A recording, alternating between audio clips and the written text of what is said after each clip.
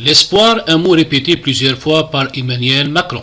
Ce jeudi 31 décembre au soir, lors de ses vœux après une année particulièrement éprouvante pour les Français et les Françaises. Le vaccin, source d'espoir. Face caméra, le chef de l'État a d'abord énuméré les menaces qui pèsent encore sur la France, des crises sanitaires, terroristes, climatiques. Les premiers mois de l'année seront difficiles, au moins jusqu'au printemps. L'épidémie pèsera encore beaucoup sur la vie de notre pays, a-t-il admis. Macron à la recherche des vaccins contre la défiance. Oui, mais l'arrivée des vaccins est malgré un démarrage jugé trop lent de la campagne de vaccination en France change la donne pour le chef de l'État. L'espoir est là, dans ce vaccin, que le génie humain a fait advenir en un an seulement. C'était impensable. Il y a quelques mois encore. Il a également répondu aux critiques et a assuré qu'il ne laisserait pas pour de mauvaises raisons une lenteur injustifiée s'installer dans la campagne de vaccination contre le Covid-19.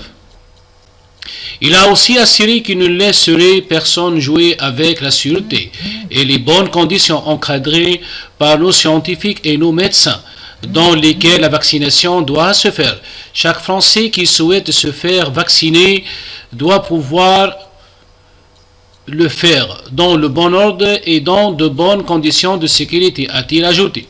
L'espoir vit dans la liberté que nous retrouverons, dans la force de notre culture, de notre art de vivre à la française. De son mère souhaite se faire vacciner pour donner l'exemple.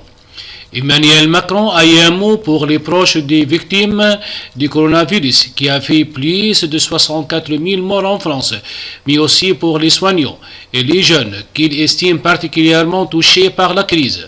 L'espoir vit dans notre jeunesse. Nous lui avons demandé tant de sacrifices pour sauver des vies. C'est pour notre jeunesse que nous devons continuer à agir, à avancer. Macron veut inventer une économie plus forte. Un espoir qui doit permettre de dégager l'horizon dans les prochains mois.